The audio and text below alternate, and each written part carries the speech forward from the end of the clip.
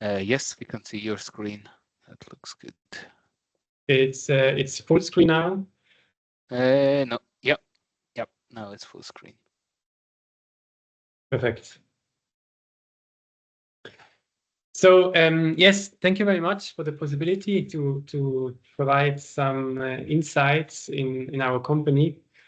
I'm very sorry, I'm still recovering from the illness, but because it was like online, I try my best. Easier than to be live. And in this case, I think I make it a little bit shorter, but anyhow, I'm really happy to be here today and to give you the insight in our ideas about our company, upVolt. And thank you for iBAT to organize this meeting today. And I just dive in.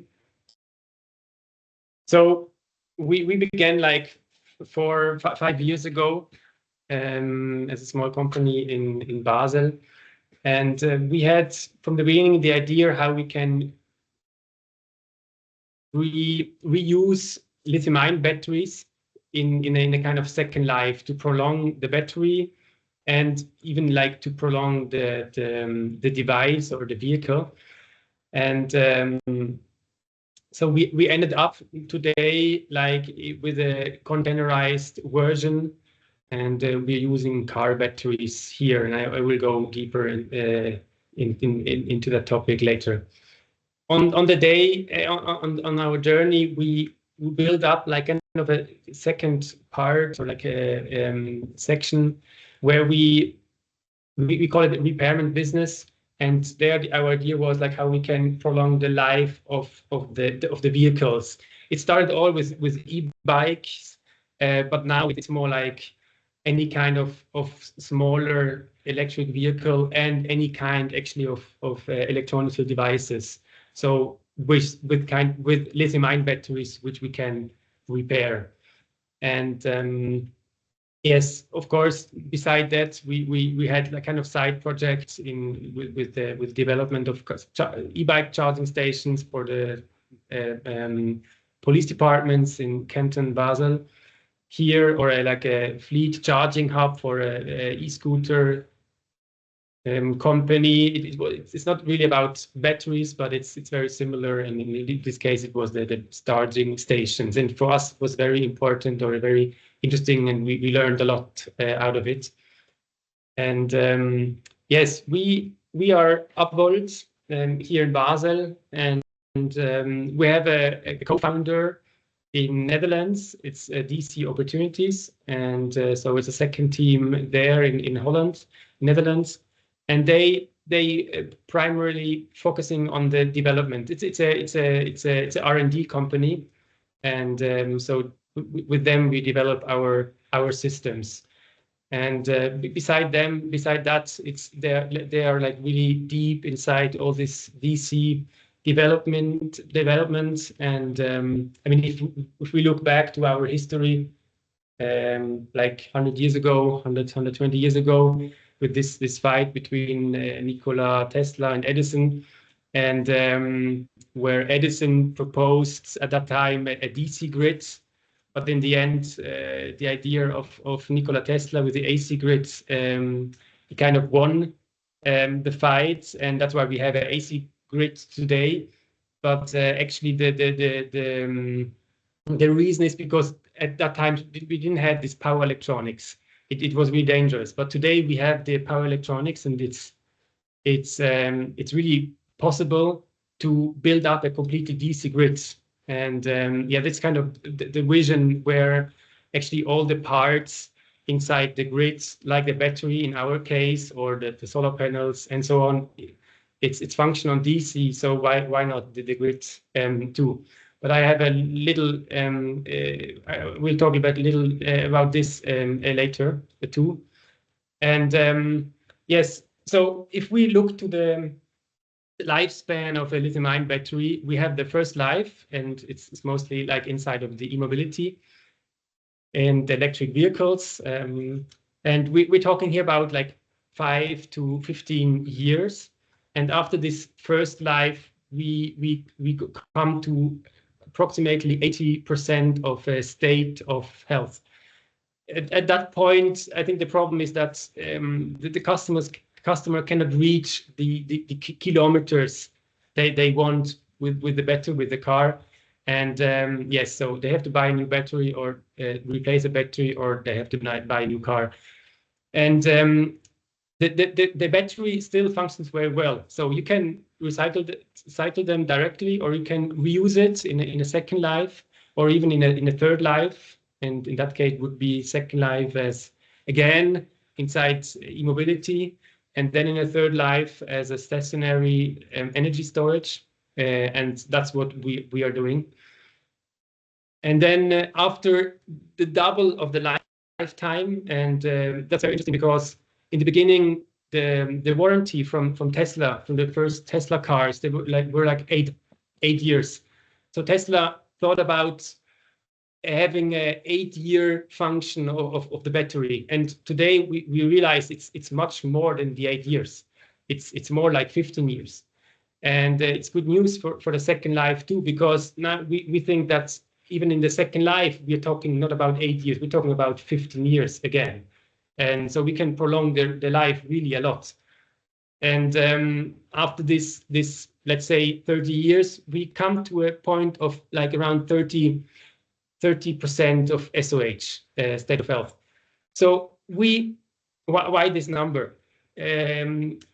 We get the car from the European car manufacturer Renault, and we get the full pack, and we ask them, yes, what's their like what's their analysis about the end of life of the battery, and they made a few tests.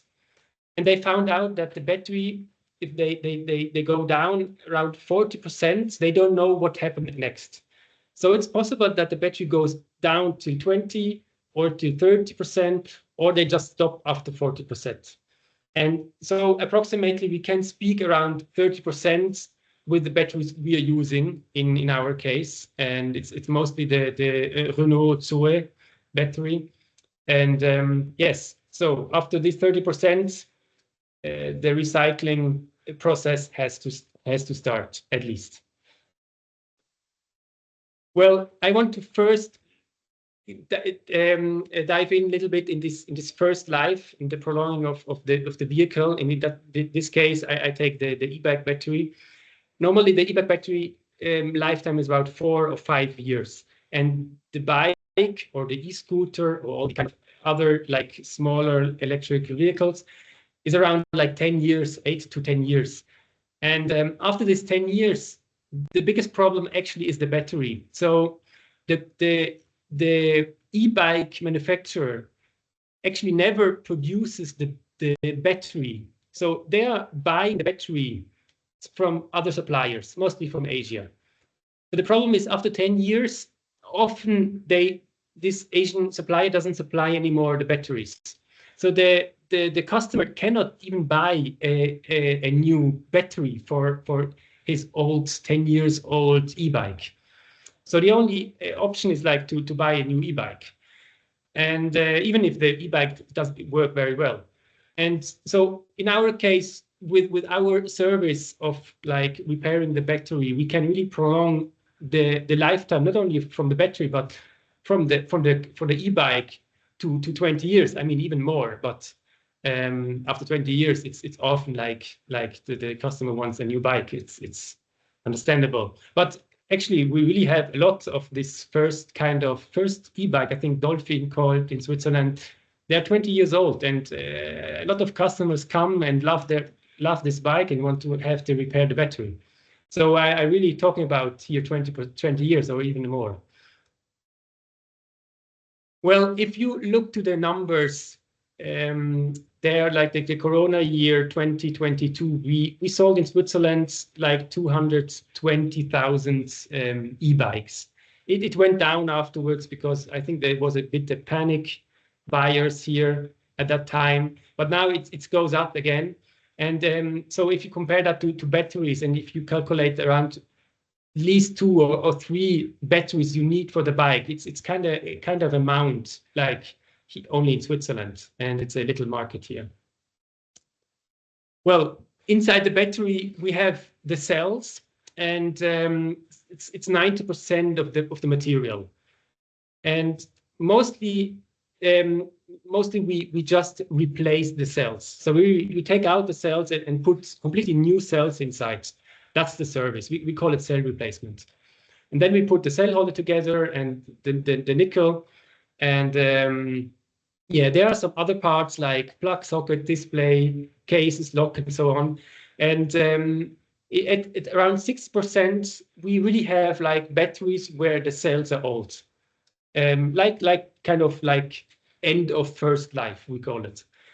And we can replace the batteries. But often, and it's more often actually in now, it's around 30 to now it's beginning to be 40% of our orders are not even a cell replacements. It's more a repair of different other parts of the battery. And mostly it's the electronic, it's the battery management system. So what's the problem? The battery management system has an error. I know it doesn't charge anymore. The battery doesn't discharge, temperature failure, or there's a chip broken on the platinum. And yes, in that case, the only possibility for the customer is to buy a new battery. No one provides parts, replacement parts. No one. And I mean, for the whole bike, you can buy, or for the vehicle, you can buy every screw to replace it, but the battery is kind of a black box, and just buy a new battery or that's it. And so, like I said, 40% our batteries they function completely, so the cells are really fine. But because there's even sometimes there's a plug problem. I mean, a plug costs like 2 francs. And because of 2 francs, the customer has to buy a new battery, which costs 600 to 800 francs. I mean, we're not talking about Stromer battery. They're around 2,200. It's much higher. But still 600. It's a lot of money if you just actually have a plug problem or an electronic problem. So our only possibility to replacement or to repair them is like to really to repair the chip, like on the platinum, and sometimes it's possible, sometimes not, or to replace the BMS. And in that case, we can only use like used e-bike or used batteries from other batteries. I mean, use electronics from other batteries, because we cannot buy a new one. I think that's the only bigger problem we have in this business. Still, there's a lot of around, so we never had problem until now.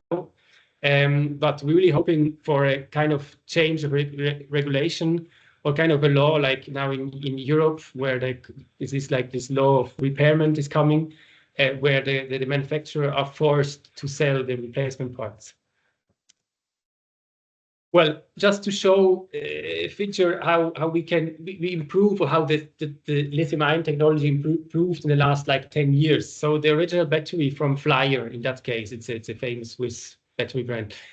They sell that for 10 amp hours, and now 10 years later we can put 20 amp hours inside.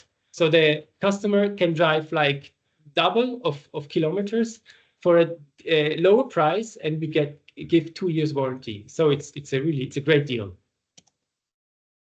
And of course, beside this repairment business, we focus more and more even to producing newer batteries. For example, it's like a remote monitoring railway solution. It's a little battery like on the track, mostly tram track. Every few kilometers there's this little battery. It's a big amount of battery, and they used primary batteries, and now they wanted to have it in secondary batteries. And so we are producing this kind of project we're doing too as well now. And yes, so in this first life section, we have the second life solution even for the used e-bike cells. So the cells we're taking out and replace them with new one. The good one, we built this second life power banks, and it's a very nice gift for companies, employers, and so on. and very strong actually. So you can recharge like 4 or 5 times the smartphones, and it's a nice way to show what's possible, even like with the things you take out to repair. Well, now let's go to the second life part, and here I want to show you quickly the market situation. There are forecasts, and of course, every year the forecasts are going to change. Often it goes higher and higher, but it shows a bit where we stand with the second life. And on the left side, you see the demand of the lithium-ion battery for electric vehicles, mostly cars. 90% of them are for cars, and then buses, trains, and more planes now. And 2022, you had a demand of 550 gigawatt hours, and it's going up to 4,000 in 2030. So what's happened with these 550 gigawatt hours after 8 years or more? So they're having a SOH 80%, and then they're coming into the second life. So 2030, you have around 550, approximately, of course, 550 batteries for second life solutions, stationary batteries. And at 2030, on the other side, you have a demand for stationary battery systems, BESS, worldwide, from around 500 to 700 gigawatt hours. So actually, it shows that you can you can use all the second life batteries for the demand of energy storage system 8 years later, and that shows a really big potential which lies inside the second life. So for the stationary system, theoretically speaking, you don't even have to produce new batteries. And on the other side, of course, a big threat, I would not threats, but I would say it cause a few problems for some companies. It's the price going down from new batteries. And last year we were around $150 for a kilowatt hour, and it's really low. And of course, if you have this number here and you ask yourself, what's about the price of a second life battery? The second life battery has to be deeper. It's not today, and I don't know any company which it's really deeper. Sometimes it's much higher, sometimes just a little bit higher. But in the end, the goal has to be lower than 115. Of course, here we are speaking only about the pack, about the battery, not the system and the installation and so on. And with the system, with the installation in total in Switzerland, it's around 500 to even thousands for smaller units. Well, so there are like 3 different levels where we can reuse, in our case, a car battery. So we can disassemble them on the model level and even on the cell levels. So you disassemble them, you take every cell out, you test the cells, and then you sort the bad cells out, and then you rebuild and assemble like your own models and then your own pack. Well, we tried that too, and I think you have a few advantages there, of course. You can design your own module and your own pack, and you're like much more flexible and freely to design it the way you want and you need for a stationary battery, of course, because you're dealing here with car batteries. And secondly, because you can sort out the bad cells, or on the module levels, the bad modules, and you have a long-term higher quality. So this is advantage, but on the comparison on the other side, it's the disadvantages are the high cost. And so to disassemble them, even on the model level, but on the cell level, and then to build them up, you have a lot of labor cost. And in Switzerland, I don't know, I don't think it's really possible. But even in Asia, where we have lower labor costs, even there, I think it's really hard to beat to beat the price of $115 per kilowatt hours. I think it's about this number here. And of course, if you go down to the cell level, you have to certificate the battery again. On the pack level, the battery is completely certified, even for other things than stationary battery. But you can spare a lot of money by not certifying for some standards.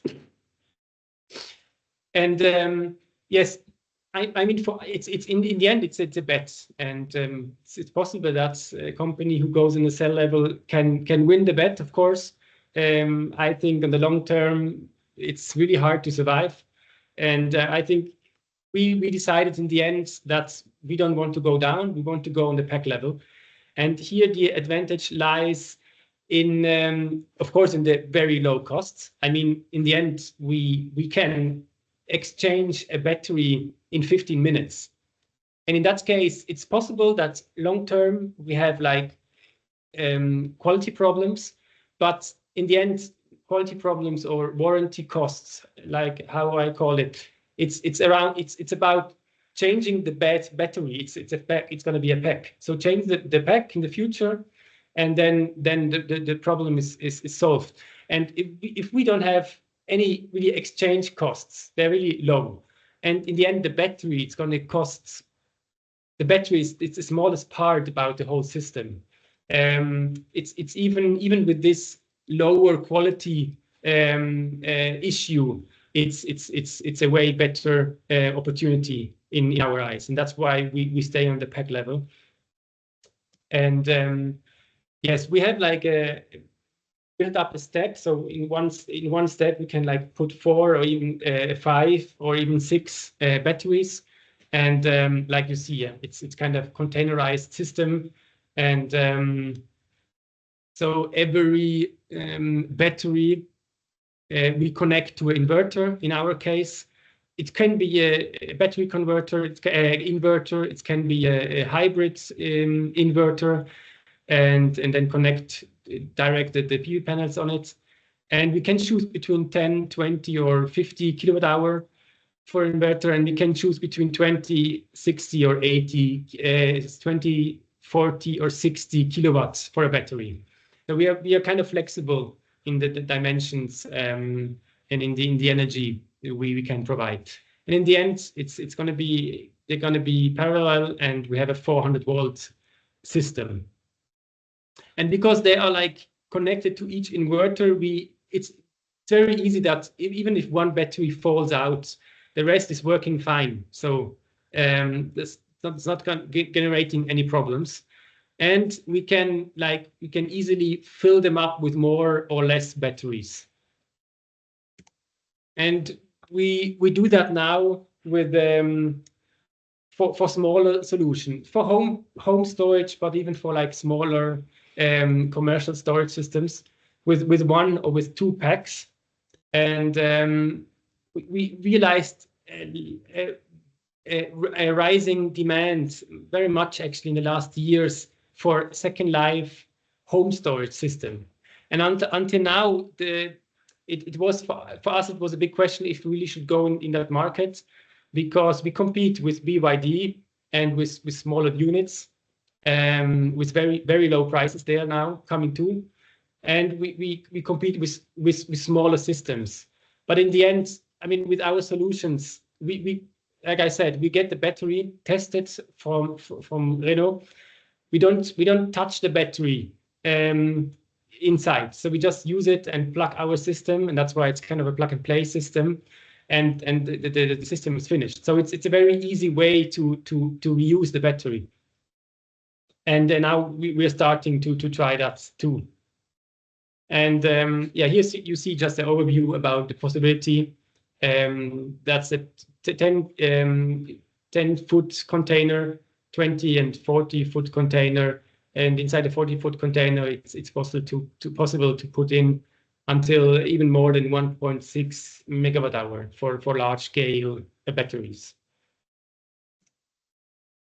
Well, another point interesting part from our business is the market where we can sell, or what you can, the use cases of the battery we sell. And what we realized in the last 2 years, actually, it's a big shift to the primary, secondary, and tertiary frequency control.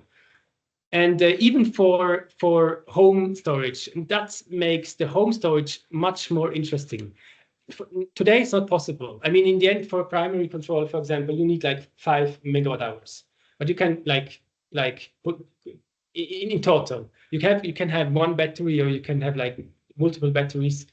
And until now, it's not possible to go down to like 20 or 30 kilowatt hours, like, you know, many together combined, if for one 5 megawatt hour battery. But it's possible, and I think it's going to be a huge advantage for a future supplier of home storage system, or even commercial, small or bigger commercial system, where you can use the battery for like now the maximization of self-consumption or peak shaving and so on, and two, for the primary secondary control. And I think that's going to be the big advantage. And I think it's going to take a year where the system in Switzerland is ready for that. And so you can sell for home users. You can first sell a bigger battery. So in our case, it's going to be 20 or 40 kilowatt hours. And you can, you know, provide a use case for the homeowner to make money with this battery. It's a really win-win situation. So on the sustainable side of this whole second life part, there were like a study. It's like now 5, 6 years ago. It's from Sweden, and they wanted to find out how much can you save, how much is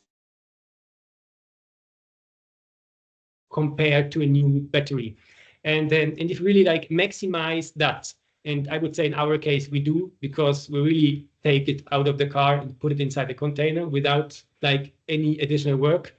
So in our case, really maximize the reuse, and yes, we really can save 70% emissions, CO2 emissions, and it's a great deal. And if you like, of course, if for one battery, it's nice, but if you look the numbers for the whole situation on the market, it could be a really big number. So to conclude, this again a little insight in this possibility into the DC microgrids, and we're looking forward very much to this, not only from the perspective of the battery, but from the perspective of the whole grid. And I think one key point was the solid state protections, kind of a surge protection devices compared to the AC grids, but it's much more than that. And these opportunities, they developed this kind of solid state protection, so they really have a functional DC grids. And we built even a first second life container, and in that case we put the packs together with converters, not inverters, with converters developed by us. And so we have the first DC battery container, and which is working with kind of this DC microgrids.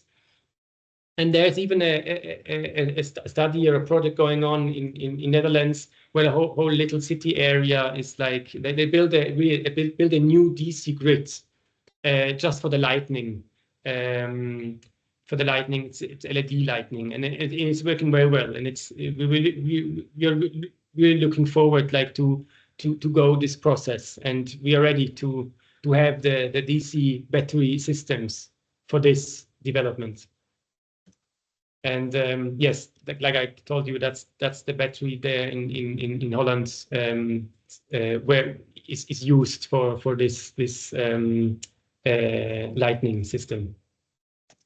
Yes, in that case, I'm thank you very much for the time, and I'm really looking forward for answering any questions or discussions.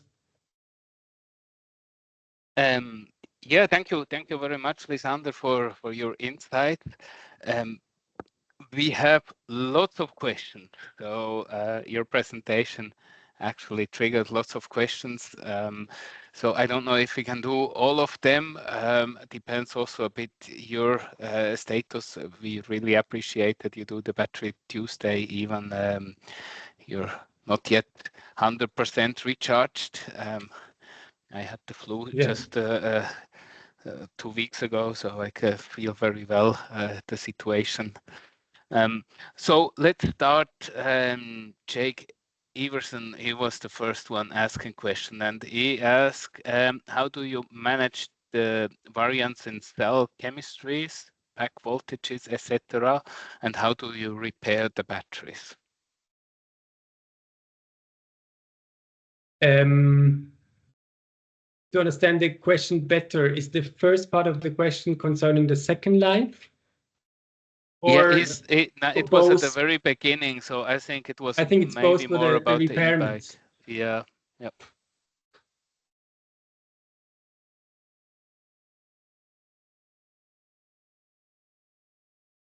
Can you repeat the question, please? Yeah, how do you manage the variance in cell chemistries and pack voltages? I don't know if he meant also with the electronics, the BMS, and those things. Yeah.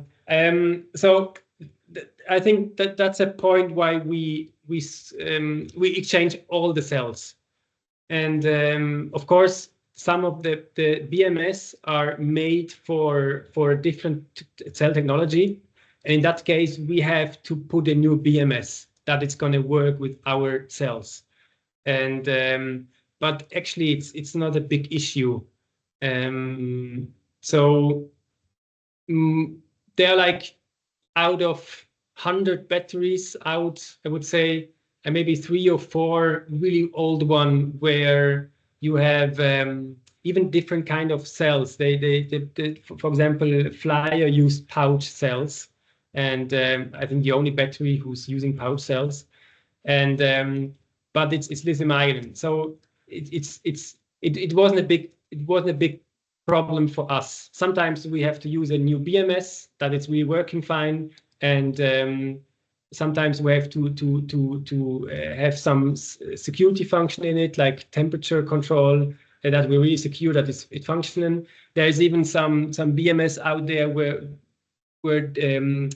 they didn't have any balancing cable, and of course we adjust that problem that it's really secure, and in the end I really could say that our repaired batteries are much more secure than the old ones for this kind of reasons. Mm-hmm. Okay, well, thanks for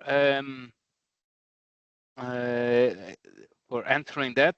Then I just have more, I think, a remark from Peter Weiss, so maybe you can exchange, or now you know where to contact. I'm exactly in that situation that I cannot get a new battery for my e-bike, so I think that's more like maybe a good business relation. And then I have from Andrea Cotti, I have a remark. What kind of data do you get with the batteries you buy? Do you forecast the knee point? I think he's the first question. I'm happy to get an email or a call, and of course we can repair the battery. 99% of the batteries we can repair. So yes, just contact me. And the question from Andreas, I think Andrea, it's concerning the pack from Renault, I think. And yes, in that case, I think we can read out all the parameters from the battery management of the Renault battery, because we have the cooperation with Renault and they delivered us everything. So that's actually the only reason why we can use the battery as a pack without opening it and going on the cell levels, because we can read it out. So we have the protocol of the BMS, and we get all the data which is used, which is possible to get for the car or whatever, and we can use them, and we integrate it in our inverters, in our energy management system, and that's very great. I think it's the only that what like I said, it's the only way to use it on the pack level, and it's the reason why we're doing it. Mm-hmm. But do you know the degradation of the different cells, or only on the pack in total? No, we just only know it on the models level. Yeah. We have no data on the model level. Yeah. Yeah. Okay. No, because okay. no, it doesn't exist. I mean, it should. It's in the end, it's only possible if you have like an active balancing system, and it's not provided for car batteries yet. So no, it's the risk, like I told before. It's the risk we have. That after when we reach this 40% state of health, that it's possible that the batteries is out directly. Yeah. Okay. Then we have a question from Bertrand Schütz. How do you source e-bike batteries? I don't know if you can deploy that, but it's changing, and until now it's mostly from customers and from e-bike distribution shops. So we get they collect the batteries because they sell new ones, and the customer bring the old ones, and then we have a big distribution here, and we go there and pick them up. That's the only way. But we're looking very forward to work directly with the recycling companies, that we have a bigger source. Mm-hmm. Okay.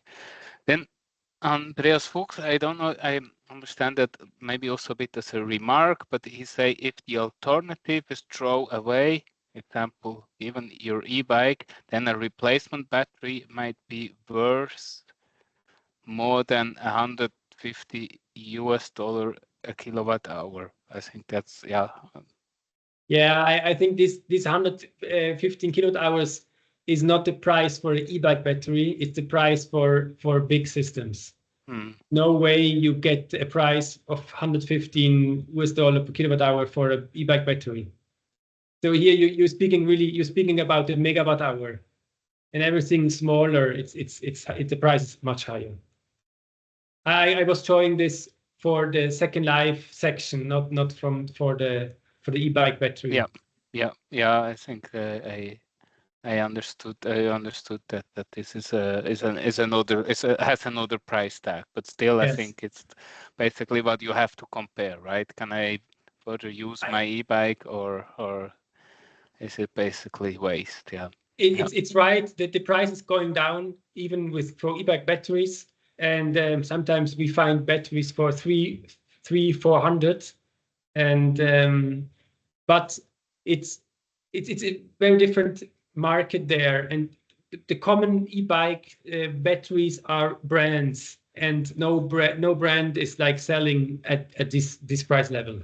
So if you have a Bosch Flyer, so on, a brand bike, you pay your at least 500 or more. Mm-hmm. Okay, then we have again Peter Feist asking, is Renault giving a warranty that there is no micro crack which could risk a fire when used as home storage? Yeah, I don't know. Did you? Yeah. Yes. So not specifically for that they give a warranty, but of course they give a warranty for the functioning, and in the end, I think the reuse as a stationary battery is much safer than going on like inside the car. I mean, you put the battery once at one point in one place, and then it's there. So the risk of firing, or the risk of this kind of terminal runaways and so on, it's very low. And secondly, we don't use that much power. So I don't know, inside a car you can use like 5 to even 10 C, and in a second life battery we use like 0.2 to 0.5, sometimes 0.7 C. So it's much lower power, and even there the risk stays low. I mean, in the end, there is a risk. If it's new one, if it's used one, there's always a risk, and you have to deal with it. And in our case, I would never, even new battery, I wouldn't put it inside the house. I think it's not the real part. It's not the way of installing. So I would take it outside the house, even if it's a new one. But of course, I understand it's much more convenient. Mm. Yeah, I think that's a discussion that we already had, and I think it's not at the end the goal of a company such as upVolt to make the regulations, right, where to install the batteries or not, right? That's something that needs to be handled on a policy level, and maybe with the involvement of Gebäudeversicherungen or other insurance companies on how to install such systems. So I think, yeah. Yes, exactly. Well, I think we're slowly coming to the end, even though we have still many questions. But there was a question from Nicolas Tran. Can the cycle life requirements of energy storage system be satisfied with second life batteries? Who is certified? Who can be certified? The requirements of energy storage systems. Actually, we have the same requirements. Now I understand the question. Yes. Yeah, like for second life, because like when you have many cycles, and how does that impact your if you have a first life battery, the cycles are higher, and you can give them higher warranty. But in the end, it's more about how quickly you can exchange the batteries, and that's why we are focusing on that part. So for us, it's very easy to after a few years to exchange a battery. So in the end, it's not really the biggest problem is not the lifetime of the battery, because we can just extend the lifetime if we exchange all the battery inside the container. And like I said, to build everything, it's the costive part, but just the battery itself doesn't cost as much. So to exchange the battery, it's very easy. It's more about the power we have. So we cannot like provide 5C, for example. That would be too high a risk. So if we want to provide like around 1 megawatt, we have to put inside at least 1.2 or even 2 megawatt hours. So for some use cases where you need a lot of power but not much energy capacity, the second life, it's not the best solution, I would say. Yes, I think we can all agree on that. I still have a few more questions. You tell me whether that's still okay to answer that question or not. One question from Andreas Fuchs. He asked, would you welcome standards, by example, given the European Union or for interfaces like physical, plug, electrical information for e-bike scooters, etc. Example, energy bus for e-bikes. Yeah.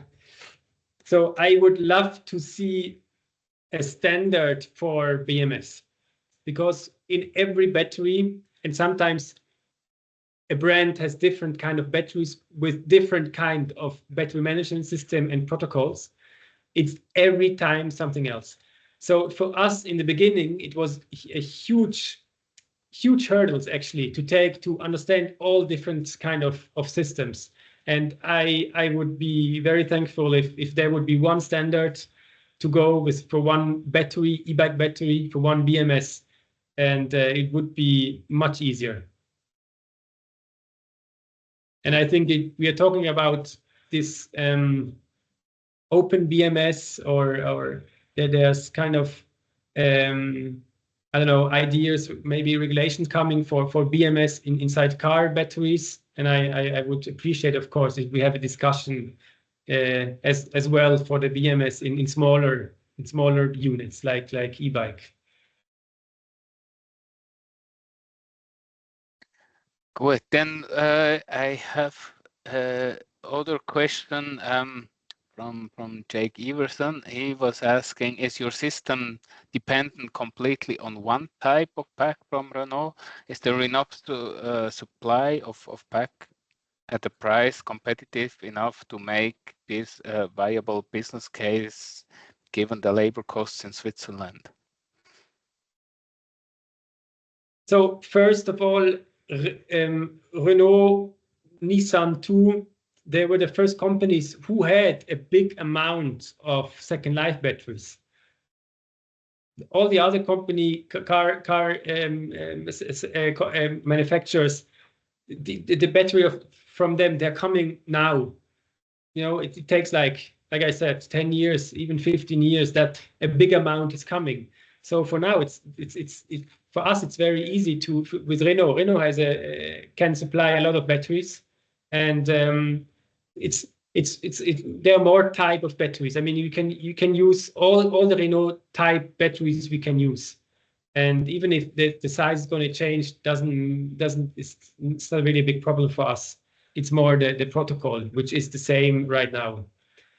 But of course, we are looking. We get more and more offers from other companies, like even BYD, you know, to sell batteries from them. And in the end, I think we're gonna open our system for other batteries. It's not that we're gonna stay with Renault, and it's more about we just want to buy a different battery system if we get the protocol, and if we get the protocol, and yes, it's one little hurdle you have to take to install, to make the first installation and development, and afterwards it's very easy. Okay, so let's.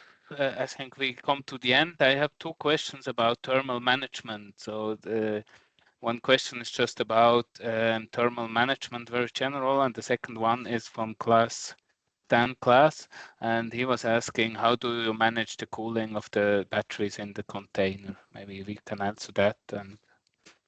Yeah, so we don't have to cool them actually. They don't get warm. We tested it. The problem is the inverter get warm, and now we want to take the inverter out of the container. But inside the container, the batteries, they never really get warm. Like I said, we don't use like 10 C or something. So with 0.5 C rates, we don't have, you're going to have a problem. It's more the air. The air inside the container has to be at a continuous level. But the battery itself, they don't get warm. So there's really no problem. So that means you have a thermal management on the container level, also Yes. like that you heat the containers up, or we cool them down and we heat them up. Yeah. Okay. And of course we have all the thermal management from inside the battery from the BMS. So if the BMS tells us that the battery is the temperature is too high, it stops the system. I mean, we have the protection there, but it's we never had experienced any like really higher temperature inside the batteries. If you cool down or heat up the container as itself, that's more than fine. Okay. Yeah, I guess there is some room for maybe boosting the Yes. efficiency if you would do it directly on the pack level, right? But yeah, I understand the point. Hey, I would say thanks a lot for all the insights and also to the iBAT community for the lively discussion that we had today. I think it's really interesting to see that upVolt lives sustainability. I could also visit the company not so long ago, and then I think sustainability is really what stays before anything else. At least that's the impression I got.